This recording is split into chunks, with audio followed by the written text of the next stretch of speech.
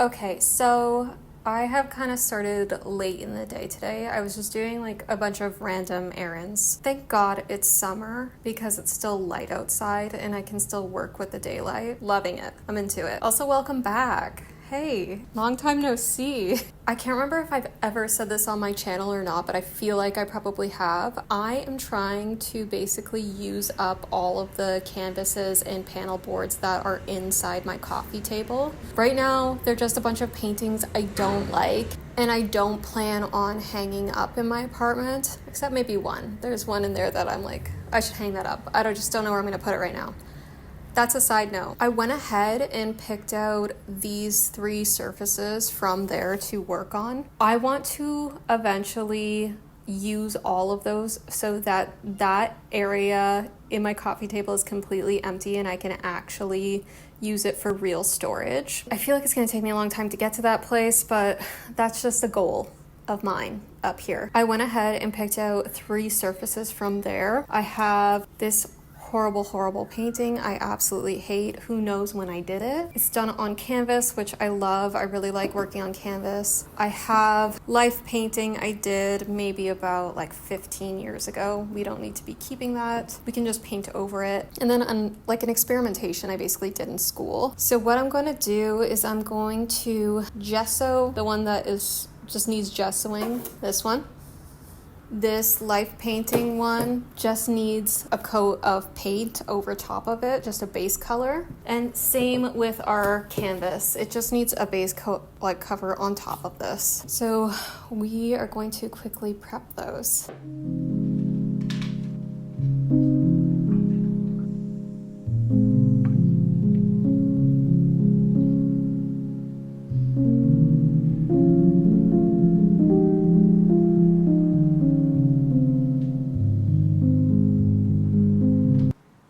Actually, I think I have a different plan.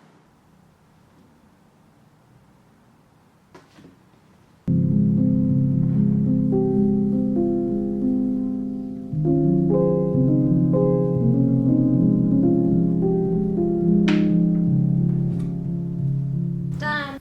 Okay.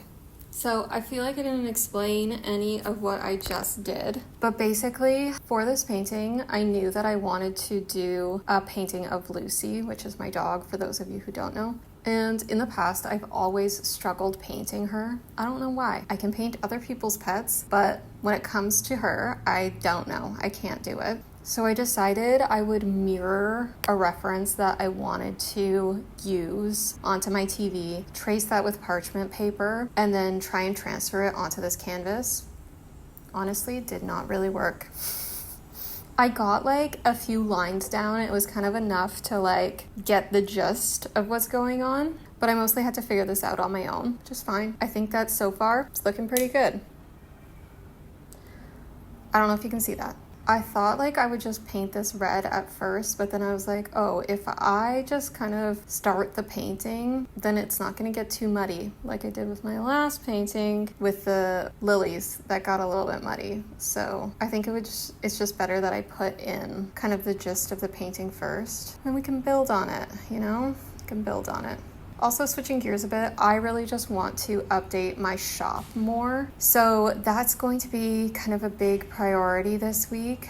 I want to make more stuff and get more serious about, making this happen for myself and like selling my art. And that's step 1, is getting a little bit more serious about the shop. I'm really excited about that. Anyway, I'm going to switch back to gessoing that last panel that you saw earlier because it's pretty much dry right now. We'll take a pause on this, I think, for tonight and start it up again maybe tomorrow.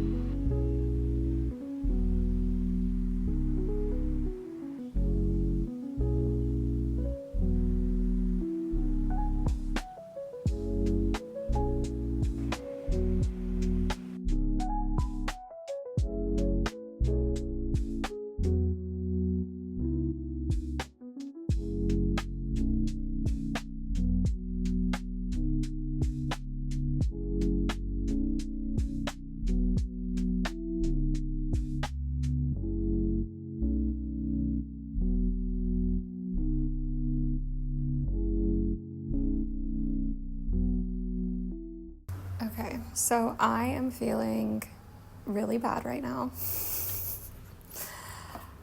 I just did something so stupid and I'm just so mad at myself. In one of my other videos, not the last one, I think the one before that, I asked you all what painting you would want to see a print of, and I gave you two options. Overwhelmingly, everyone really liked the water lily painting, and so I decided I'm going to make prints of those for all of you to enjoy. Long story short, I did something wrong in the printing process, and the prints look horrible. I don't even want to show you, but I'm going to show you. They just turned out way too dark, and it's just incredibly disappointing. Again, this is no one's fault but my own fault, and I feel really dumb right now. Not gonna lie, it's put a bit of a damper on the day. That sucks, but I also know that I can't just keep dwelling on this forever, and I do kind of have other things I need to do today. In terms of updating the shop, I do have a few ideas, and you all can tell me what you think of these ideas. Maybe if I do a really good job on this next water lily painting, it could be a contender for a print. I also think that it would be really fun to make some stickers out of my tomato painting and have those be die cut stickers. I need to design those and make the shape. I don't know how to do that. I'm sure I could figure it out. Anyway, I thought that I would tell you about my upset because every time I watch videos about studio vlogs, nothing ever seems to go wrong for anyone. Either everyone is just, an actual professional, or things just go wrong and no one's saying anything. I think though it's like an important lesson for me to kind of learn that like things will go wrong in terms of trying to start and run your own business. And you do need to be really resilient and kind of like just keep going forward. So that's what I'm trying to tell myself. I started talking without recording. So in my very sad state yesterday, I completely just did not acknowledge that I finished this painting, and I'm actually in love with it. I'm like, whoa, this is amazing. This is one of the best paintings I've ever done. I did this as just like a personal project to me. Like, I just always wanted a painting of Lucy. But then I started thinking, why am I not offering pet portraits as something that I do? Like, I've done pet portraits before for family, friends, but I've never really thought about doing it like as an actual service for other people I don't know. And I love doing it. So I don't know why this has never come to mind before. So I made a listing on my website to offer that service, which is great, which is cool. I also emailed the printing place where I get my stuff printed at, and I think maybe something did go wrong in the printing process the more I've been talking to them about it. So I'm like, okay, I'm still talking to them and just seeing what could have gone wrong so that this does not ever happen to me again. But in a way, it just kind of made me feel better to talk to them. So still working on it with them. We'll see what happens. I also realized this video is such a heavy studio video. I feel like I've done so much painting in this video, and I hope none of you mind, but in my mind, I just have so many things to work on right now. So a lot of painting and a lot of making is happening. Anyway, we're going to be designing stickers tomorrow, so I will take you through that process. Okay, so the vibes are completely off today. I just feel really tired. There's not too much that I want to do, but I'm kind of like forcing myself to do stuff. I'm going to just like do a clean of my studio space because it looks really bad and it's like upsetting me.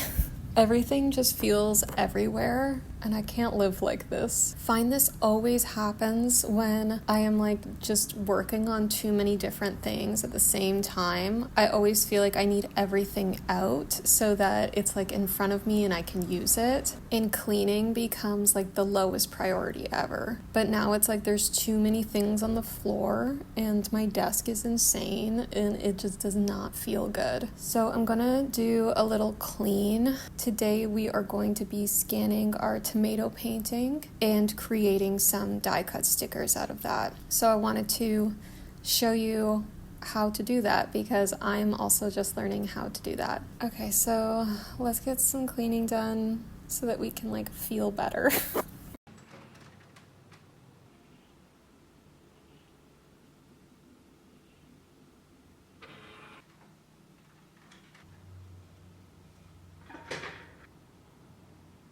Voiceover Sarah here. So I just wanted to take you all through this process with me and show you how I'm going to be creating these stickers. After scanning my painting, I basically just took it into my printer's app, my scanning app. And with HP printers, there's a section where you can edit your scan. So I'm just using very basic things to edit with right now. I cropped everything down to size that I thought would work well for this sticker. And because they're die cut stickers, you'll see later that I do end up kind of doing an outline for them. All I did with my editing was I adjust the contrast, the saturation, and I think that I just added a bit of a tint more into the blue area than yellow.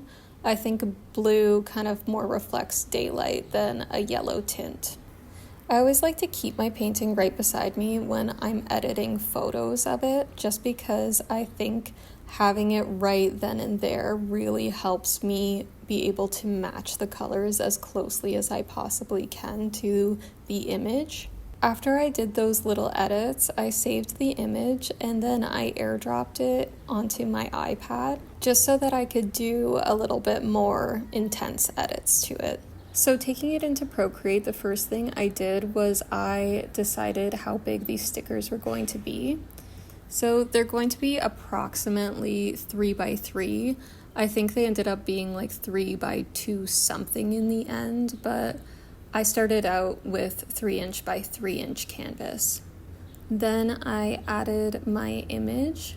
What I started doing was just carving out the area around the tomatoes because, again, these are going to just take a different shape than just a square. So I'm just going around and erasing the edges.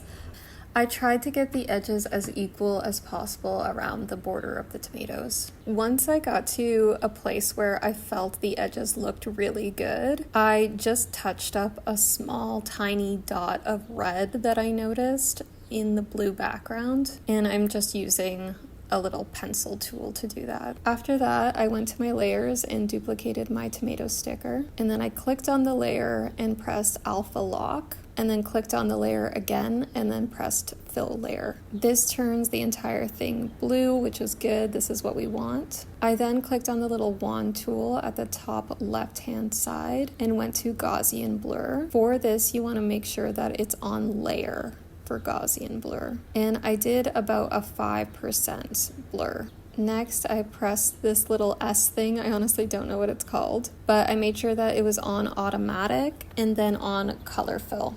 And then I clicked on my blue kind of outline that I have on the canvas. After that, I switched the layers so that my tomato layer is on top and my blue outline is on the bottom. And this is just going to soften my edges a bit so that it's not so rough when we actually print it. After that, I just took it into the place where I'm actually going to be getting it printed. And I just wanted to show you a little mock-up of what it could potentially look like when it's printed. I think it looks pretty good and I really love these. So I'm so excited to print these.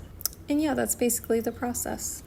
Alright, and that's going to be the end of this video. If you like this video, give it a like. If you want to sub, then sub, and I'll see you all in the next one. Bye.